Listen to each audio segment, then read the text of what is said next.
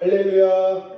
아멘. 오늘도 예배 자리에 나오신 모든 성도님들을 주님의 이름으로 사랑하고 축복합니다. 우리 이렇게 서로에게 인사해 볼까요? 예수님의 이름으로 사랑하고 축복합니다. 예수님의 이름으로 사랑하고 축복합니다. 예, 우리 오늘 말씀의 제목은 예수님으로 인해 계속 누려야 할 하나님과의 평안이라는 제목으로 은혜를 나누도록 하겠습니다. 지난주 말씀에 우리가 하나님 나라를 상속하는 것은 율법주의를 통한 행위가 아니라 믿음을 통해 하나님 나라를 얻게 되었다 말씀드렸습니다. 구체적으로는 죽은 자를 살리시고 존재하지 않는 것을 존재하도록 약속하신 것을 이루시는 분이라는 것을 전적으로 확신하는 이 부활의 믿음으로 하나님 나라를 얻게 됐다 말씀드렸습니다. 그런데 오늘은 우리가 예수를 믿음으로 구원받고 하나님 나라를 상속받음에 이어서 하나님과 화평을 누리게 되었다라는 부분을 말씀드리겠습니다. 이 화평이란 말은요, 하나님으로부터 오는 샬롬, 평안을 말합니다. 이 샬롬은, 하나님의 샬롬은 평화, 온전함, 완전함, 건강 등을 말합니다. 그런데 이 하나님으로부터 오는 샬롬은 세상 가운데서 내가 세상의 가치관과 나의 육신의 죄성이 주인된 상황에서는 얻을 수 있는 것이 아닙니다. 로마서 6장 5절에서 6절은 만일 우리가 그의 죽으심과 같은 모양으로 연합한 자가 되었으면 또한 그의 부활과 같은 모양으로 연합한 자도 되리라. 우리가 알거니와 우리의 옛사람이 예수와 함께 십자가에 못 박힌 것은 죄의 몸이 죽어 다시는 우리가 죄에게 종노릇하지 아니하려 함이니. 로마서 6장에 우리가 주님의 죽으심과 같은 모양으로 연합할 때에 주님 부활하셨듯이 그 부활과 같은 모습으로 연합한 자가 되리라. 우리의 옛사람이 예수와 함께 십자가에 못 박히게 될 때에 그제야 나의 옛사람, 즉 죄의 몸이 죽고 다시는 내가 죄의 종노릇하지 않고 하나님과 샬롬을 누리는 삶을 살게 된다라고 합니다. 그런데요, 이 우리 안의 영적 싸움은요, 육체를 입고 있는 한 계속 될 것입니다. 하나님이 주인 되어서 나를 평강으로 이끄는 것이 아니라 때로 내가 다시금 옛사람이 내 주인이 됐을 때에 내 안에 평안이 있을 수 없습니다. 야고보서 1장 12절은 이렇게 얘기합니다. 시험을 참는 자는 복이 있나니 이는 시련을 견디어낸 자가 주께서 자기를 사랑하는 자들에게 약속하신 생명의 면류관을 얻을 것이기 때문이라. 사람이 시험을 받을 때에 내가 하나님께 시험을 받는다 하지 말지니 하나님은 악에게 시험을 받지도 아니하시고 친히 아무도 시험하지 아니하시느니라. 오직 각 사람이 시험을 받는 것은 자기 욕심에 끌려 미혹됨이니 욕심이 잉태한즉 죄를 낳고 죄가 장성한즉 사망을 낳느니라. 우리가 하나님과 평화를 누려야 되는데 평화를 누리지 못하는 것은 우리 옛사람이 우리의 본성대로 살도록, 즉 우리에게 유혹하기 때문입니다. 여기서의 시험이라는 말은요, 믿음의 시험, 테스트가 아니라 템테이션, 유혹입니다. 하나님은 아브라함에게 네 독자 사랑하는 아들 이삭을 바쳐라 라고 믿음의 테스트를 몇 가지 주십니다. 그러한 시험이 아니라 여기서는 유혹입니다. 우리가 죄악된 세상의 가치관과 나의 육신을 입고 있는 한 우리는 이 유혹을 살아가는 동안 계속 받게 될 것입니다. 요한일서 2장 15절 세상의 것들을 사랑하지 마십시오. 만일 누가 세상을 사랑하면 그 안에는 아버지에 대한 사랑이 없습니다. 왜냐하면 세상의 모든 것, 곧 옛 본성의 욕망과 눈의 욕망과 삶의 허세는 아버지에게서 온 것이 아니라 세상에서 온 것이기 때문입니다. 세상은 그것의 욕망과 함께 사라지고 있습니다. 하지만 하나님의 뜻을 행하는 사람은 영원히 살 것입니다. 우리는요 지금 정보의 홍수 속에 살아가고 있습니다. 우리의 눈과 귀를 통해 많은 정보가 들어옵니다. 정말 저도 좋은 의도로 유튜브를 통해 설교 말씀과 또 하나님 말씀 찬양을 듣고자 하는데 그냥 내가 원하지도 않았던 영상과 사진들이 때때로 잘못된 정보들이 나올 때가 있습니다.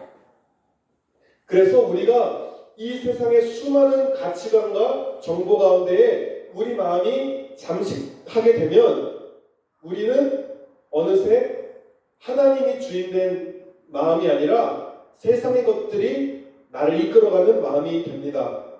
그러면 남과 비교하게 되고 또 불평하게 되고 우리 각자에게 주신 사명과 삶의 환경을 자족하지 못하고 이 시대가 흐르는 흐름에 따라 유흥에 따라 이 세상 사조에 따라 흘러가게 된다는 것입니다.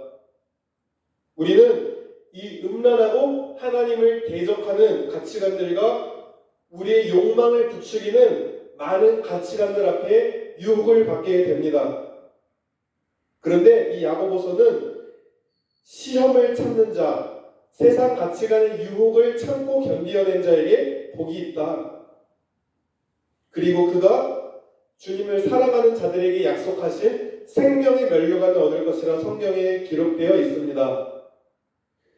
나의 옛사람과 죄의 몸은 하나님의 말씀의 검으로 부서지고 베어져야 합니다. 그렇지 않으면 여지없이 나도 이 세상 사람들이 추구하는 인생의 가치관과 목표와 방향을 따라서 살아가고 그러한 삶을 사는 사람에게는 하나님의 샬롬은 당연히 없다라는 것입니다. 우리가 예수님을 믿어서 하나님과 화평을 누리게 된 것은 맞습니다. 그러나 그 샬롬이 자동적으로 이루어지는 것은 아니라는 것입니다. 내가 예수님을 믿었지만 하나님을 거역하는 삶의 태도를 보인다면 하나님과 화평은 이루어질 수 없다라는 것입니다. 내 옛사람과 죄의 몸이 십자가에 못 박히고 이제는 나의 인생의 주인이 나의 머리가 내가 아니라 예수님이 되었을 때에 그제서야 하나님과 평화를 누릴 수 있다라는 말입니다.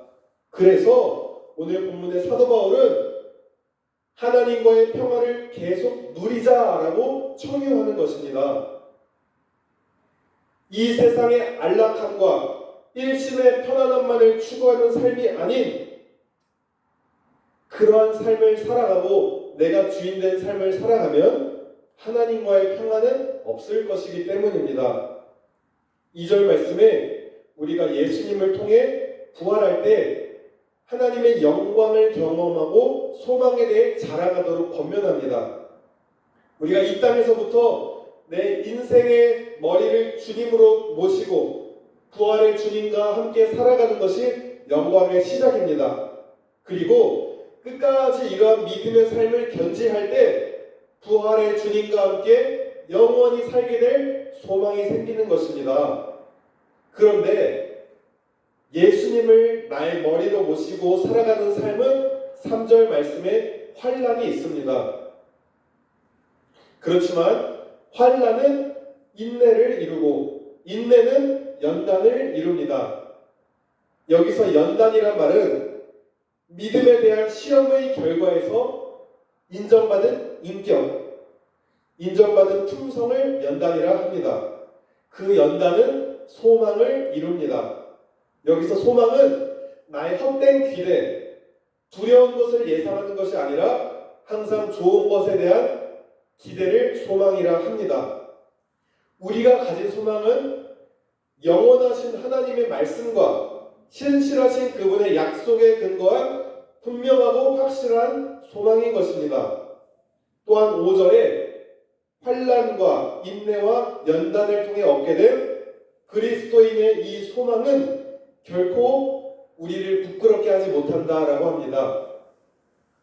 왜냐하면 우리를 향한 하나님의 사랑이 우리에게 주신 성령을 통해 우리 마음에 부어졌다라고 기록되어 있습니다. 맞지요? 아들 예수를 아낌없이 내어주신 그 하나님의 사랑이 증명되었을 뿐만 아니라 예수 믿는 자 안에 거하시는 성령께서 하나님이 너를 끝까지 사랑한다라는 내적인 확신을 계속 알려주시고 깨닫게 하시기 때문에 내가 이 소망에 대해서 부끄럽지 않게 되는 것입니다. 그리고 하나님은 약속대로 우리에게 성령을 주셨습니다. 또한 우리를 부활시킨다는 약속도 보장할 것이라는 것입니다. 누가복음 11장 20절에 이런 말씀이 있습니다. 내가 하나님의 손을 힘입어 귀신을 쫓아낸다면 하나님의 나라가 너에게 이미 임하였느니라. 하나님의 손, 즉 성령을 통하여서 귀신이 쫓아나고 성령께서 그 심령을 주장하는 삶은 하나님의 나라가 이미 임한 삶입니다. 이 땅에서부터 성령의 인도에 따라 살아가는 삶은 천국이 임한 삶입니다.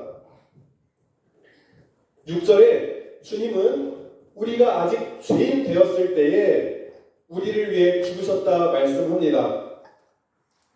7절에 의인과 선인을 위해 죽는 일은 거의 있을 수 없으나 죄인을 위해 죽는다는 것은 정말 엄청난 것이죠. 우리가 의인과 선인을 위해 죽는 사람이 아주 간혹 있을지 몰라요. 그런데 의인이나 선인은 우리의 존경을 받고 우리가 기꺼이 목숨을 걸고 따를 상대가 되니까 죽는 것이지, 예수님은 우리가 의인이나 선인이 아닌데도 죄 있는 상태에서 우리를 위해 죽으심으로 우리를 향한 하나님의 사랑을 확증하셨다라는 것입니다.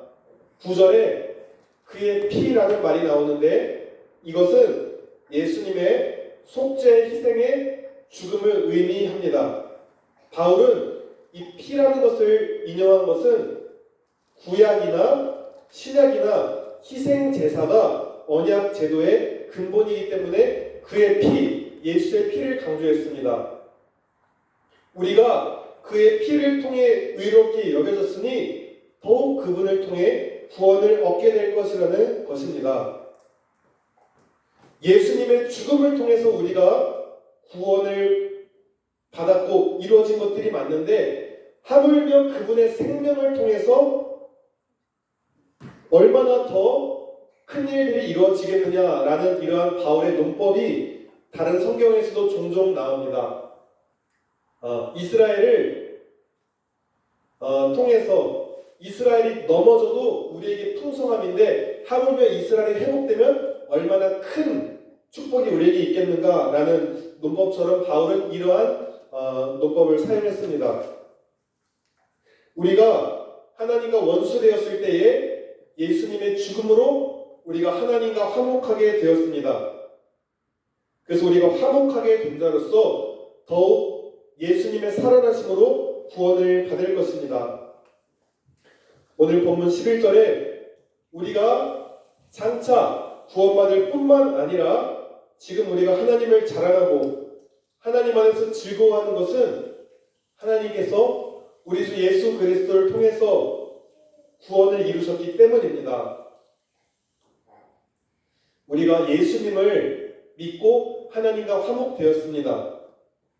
그래서 예수님을 나의 머리로 모시고 살아가다 보면 때로는 3절에 환난과 고난을 겪기도 합니다. 이 죄악된 세상 가운데서 하나님의 말씀의 기준을 가지고 살아가다 보면 때로 손해와 핍박과 고난을 겪을 수 있습니다. 그렇지만 신실하신 하나님께서 그리스도 안에서 죽으시고 우리를 구원하셨던 것처럼 앞으로도 고난 가운데서 우리에게 행하실 일들을 확신하기에 우리가 하나님을 자랑하며 그 안에서 즐거워하는 삶을 살 수 있는 것입니다. 그리스도 안에서 하나님과 누리게 되는 평화의 삶은요, 기쁨과 소망과 확신과 하나님을 자랑하는 모습이 있습니다. 우리가 예수의 보혈, 예수님의 피로 누리게 된 의로움을 붙들고 이 죄악된 세상을 살아갈 때에 하나님의 평안이 있습니다. 우리가 온전하게요, 하나님께 붙들림 받아서 하나님의 뜻대로 살아가다 보면은 인생에 편안함은 없을지 모르겠지만 평안함은 있다라는 것입니다. 그런데 하나님 말씀이 내 삶의 주인이 되는 것이 아니라 세상의 가치관과 내 옛사람과 죄의 몸이 나를 주장할 때에 그때부터 평안이 아니라 내면의 영적 전쟁이 시작됩니다.